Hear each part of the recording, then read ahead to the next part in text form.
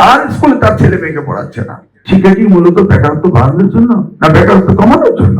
যে শিক্ষা আমাদেরকে কর্মসক্ষম জাতি দেবে সেই শিক্ষায় আমাদের যেতে হবে।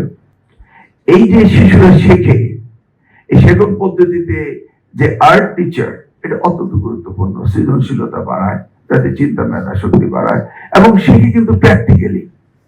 আমাদের উচ্চতর শিক্ষার ভিতরে কিন্তু প্র্যাকটিক্যাল এডুকেশনটা নেই, নিড বেসড এডুকেশন আমাদের নেই। আমাদের যা প্রয়োজন সেই শিক্ষাটা কিন্তু আমাদের নেই। মূলত আমরা গতানুগতিক ভাবে যে শিক্ষা রয়েছে সেটাকেই কিন্তু চর্চা করে যাচ্ছি, এই ডিফারেন্সিয়েশন আনার কোনো চেষ্টা করছি না।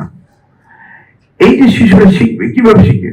তার প্র্যাকটিক্যাল জিনিসটা, কলা বলছি আমরা শেখানোর জন্য, কিন্তু হাতে একটা কলা দিয়েই তো শেখাচ্ছি।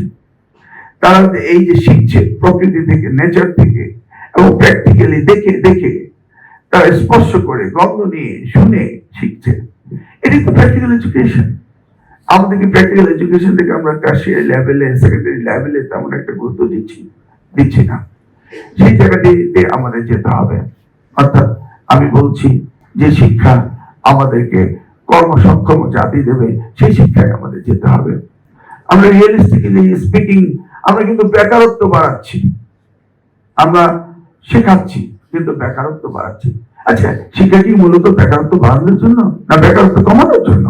প্রাথমিক স্কুলের শিক্ষকদেরকে আমি অনুরোধ করব, আপনারা আপনাদের সন্তানের মতো ছাত্রছাত্রীদের দেখবেন। আমি আমার কচুয়ায় দেখতে পাই যে নিজের ছেলে মেয়েকে অন্য স্কুলে পড়াচ্ছে, আর তিনি শিক্ষকতা করছেন, তার স্কুলে তার ছেলে মেয়েকে পড়াচ্ছে না। Can you C?